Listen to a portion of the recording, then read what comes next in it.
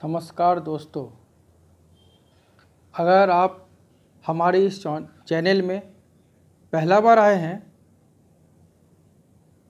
तो आप इस चैनल को सब्सक्राइब कर लीजिए ताकि नेक्स्ट वीडियो जब भी आए इसकी नोटिफाई आपको हो सके। और वीडियो अच्छा लगे तो लाइक्स दीजिएगा, कमेंट कीजिएगा और शेयर भी कीजिएगा। चलिए दोस्तों, शुरू करते हैं।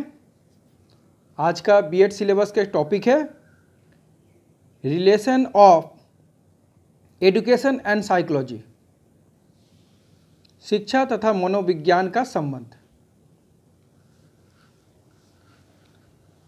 बहुत ही इंटरेस्टिंग टॉपिक है आज का। आज का टॉपिक में हम यह बताना चाहेंगे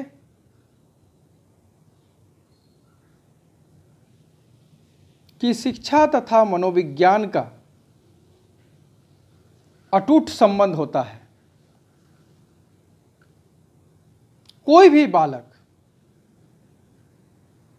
शिक्षा ग्रहण करते समय शिक्षक द्वारा अपनाई जा रही विधियों के अनुसार ही प्रतिक्रिया करता है। मनोविज्ञान शिक्षण प्रणाली के अनेक विकल्प प्रस्तुत करता है जिनके आधार पर शिक्षा मानव व्यवहार में परिवर्तन करके उसे श्रेष्ठ बनाने का प्रयास करता है।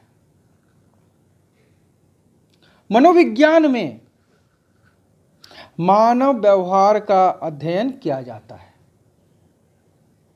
शिक्षा शास्त्री ड्रेवर ने कहा है, उद्देश्यों के लिए शिक्षा दर्शन शास्त्र की ओर देखती है।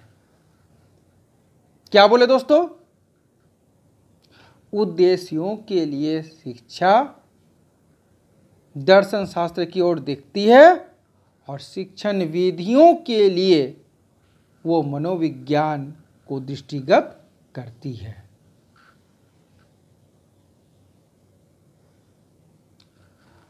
मनोविज्ञान व्यक्तियों के व्यवहार के मूल कारणों का अध्ययन है। मनोविज्ञान के अध्ययन से ही हमें पता चलता है कि अचेतन मन का चेतन मन पर प्रभाव कैसे पड़ता है, संवेग क्या है, इमोशन क्या है, चरित्र कैसे बनता है, स्मरण करने की और भूल जाने की क्रियाएं कैसे कार्य करती है, किसी विशेष क्रिया में किसी व्यक्ति के अध्ययन और उस क्रिया में अवधान कैसे बनता है, अवधान को सीखने में या स्मरण करने में क्या प्रभाव पड़ता है और सीखने की क्रिया में कौन कौन सी बातें काम करती है। शिक्षा में मनोविज्ञान की अहम भूमिका है, बहुत गहरा संबंध है। इन्हें हम मुख्य बिंदुओं का अध्ययन करते हुए व्याख्या करेंगे। नंबर 1, शिक्षक छात्र को समझे। शिक्षक छात्र को सीखने के लिए कुछ समझने के लिए, स्मरण के लिए छात्र को कई प्रकार की मानसिक क्रियाएं करनी पड़ती है। यदि छात्र की उस विषय में या किसी समय किसी कारण से उस विषय के किसी भाग में रुचि ना हो तो उसकी मानसिक एकाग्रता उस संबंध में, उसके नियंत्रण में नहीं रहेगी। यदि ध्यान उस क्रिया में नहीं लगा तो सीखने का प्रश्न ही पैदा नहीं होगा। यदि अध्यापक मनोविज्ञान का ज्ञाता है तो वह इस समस्या का समाधान आसानी से खोज लेगा। यदि अध्यापक मनोविज्ञान का ज्ञाता है तो वो बच्चों का सही समय पर सही दिशा या मार्गदर्शक का भूमिका अदा कर सकता है। अपने छात्र की रुचियों, इंटरेस्ट, भाषाओं, लैंग्वेज, योग्यताओं, एलिजिबिलिटी और समय समय की शारीरिक दशाओं को यदि अध्यापक समझता है तभी वह इस कार्य में सफल हो सकता है। परंतु इसके लिए उसे मनोविज्ञान के अध्ययन की आवश्यकता है। नंबर 2, शिक्षा के उद्देश्यों को जांचने की कसौटी। शिक्षा के उद्देश्य निश्चित करना दर्शन शास्त्र का कार्य है। यह कार्य वैज्ञानिकों का नहीं, मनोविज्ञान का आदर्शों से कोई संबंध नहीं है।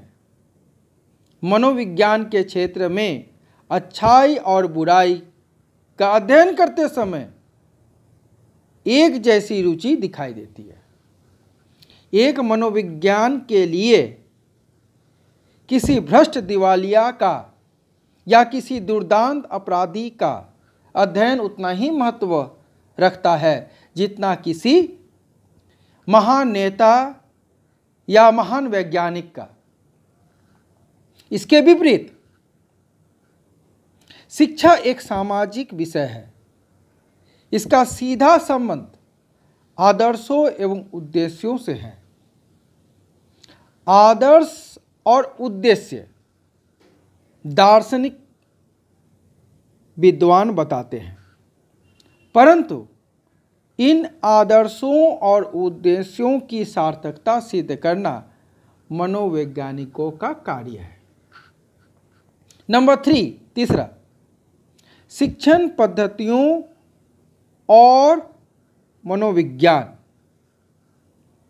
सीखने की विधि चाहे कितनी भी अच्छी क्यों ना हो, यदि बच्चे की रुचि इसमें नहीं है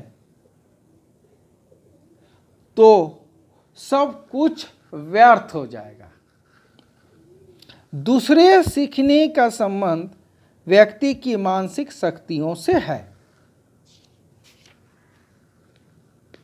मानसिक विकास और ज्ञान प्राप्ति वास्तव में भिन्न भिन्न वस्तुएं नहीं हैं। आज का मनोविज्ञान मानसिक विकास की प्रत्येक स्थिति को समझ चुका है। अस्तु मनोविज्ञान के अध्ययन से यह पता चल चुका है कि अवधान की जननी रुचि है, न कि सह्य या दमन। सीखने की क्रिया में एक बार रुचि उत्पन्न कर दो, एक बार रुचि उत्पन्न कर दो, एक बार रुचि उत्पन्न कर दो, बच्चों का ध्यान अपने आप ही इस क्रिया में लग जाएगा।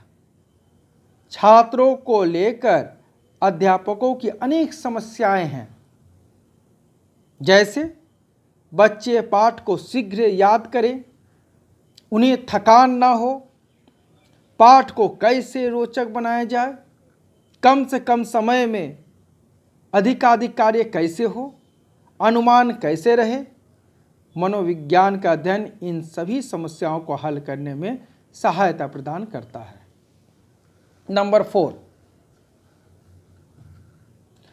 बच्चे के व्यक्तित्व में अंतर का ज्ञान।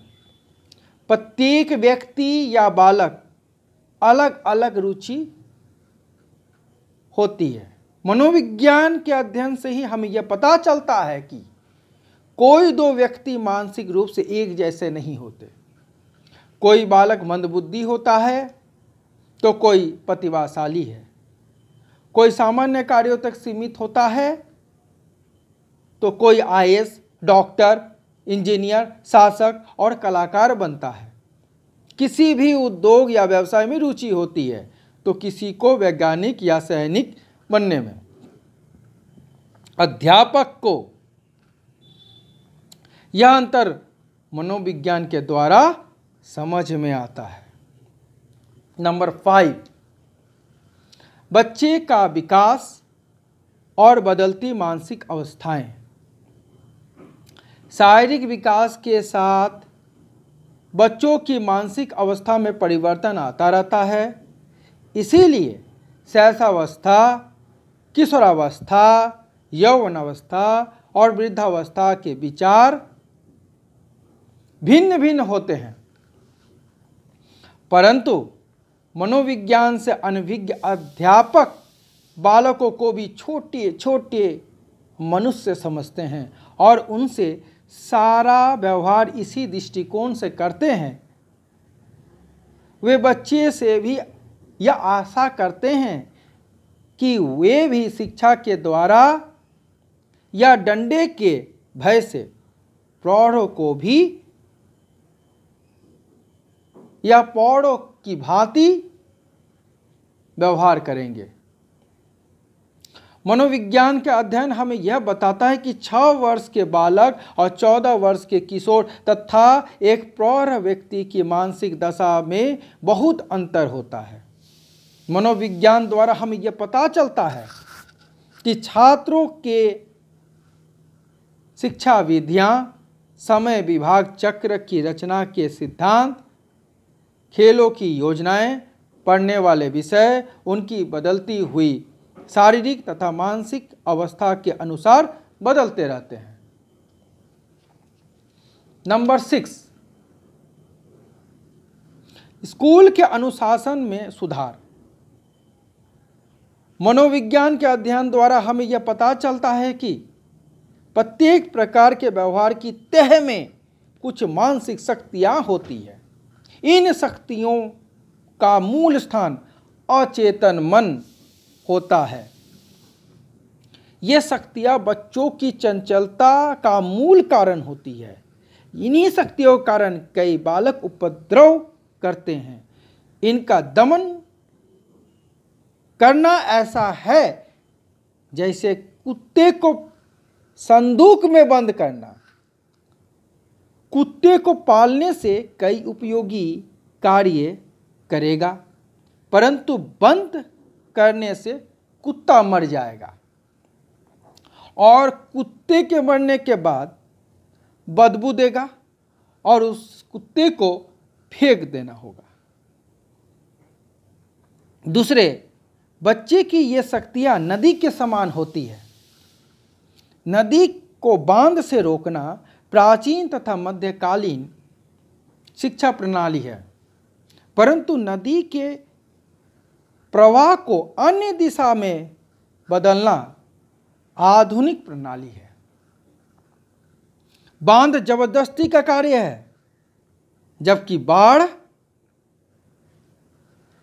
जल की दिशा बदलना सहज कार्य है। नंबर 7, मानसिक जटिलताओं वाले बालकों की सहायता।